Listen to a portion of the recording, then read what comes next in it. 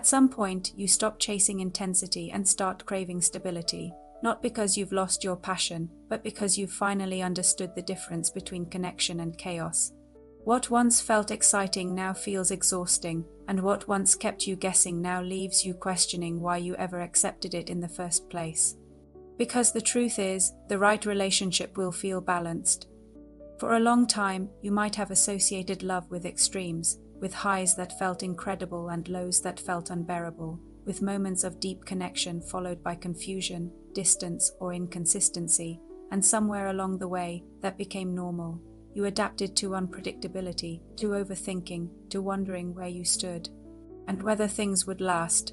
But that's not balance. That's emotional instability disguised as passion. Real connection doesn't leave you constantly guessing. It doesn't make you question your worth, your value, or your place in someone's life, and it doesn't require you to constantly prove yourself just to feel secure. The right relationship feels different. It feels steady. It feels mutual. It feels like effort is given, not chased. And that difference becomes clear the moment you start valuing your peace more than temporary excitement, because when you've experienced imbalance for long enough, you begin to recognize how draining it is to always be the one giving more, caring more, or trying harder to hold something together. In an unbalanced relationship, there's always a sense of leaning. One person gives while the other takes. One person communicates while the other withdraws. One person invests while the other hesitates. And over time, that imbalance creates exhaustion, because love is not meant to feel like something you have to constantly maintain on your own. It's meant to be shared. And when it's shared, it feels different. There's a natural flow to it, a sense that both people are showing up, not perfectly, but consistently. You're not constantly analyzing messages, questioning intentions, or trying to read between the lines, because clarity replaces confusion, and effort replaces uncertainty. That's what balance looks like. It doesn't mean there are no challenges, and it doesn't mean everything is always easy, but it does mean that both people are willing to meet each other halfway.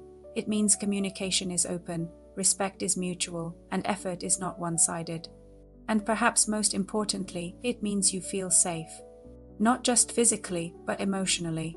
Safe to express yourself. Safe to be honest. Safe to be who you are without feeling like you have to shrink, perform, or overcompensate just to be accepted.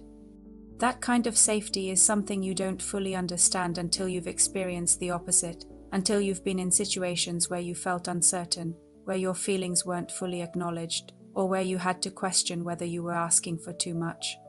But wanting consistency is not asking for too much. Wanting effort is not asking for too much. Wanting balance is not asking for too much. It's asking for the right thing, and the right relationship will meet you there. It won't require you to chase clarity, because clarity will already be present. It won't make you feel like you're too much or not enough, because you'll be accepted as you are.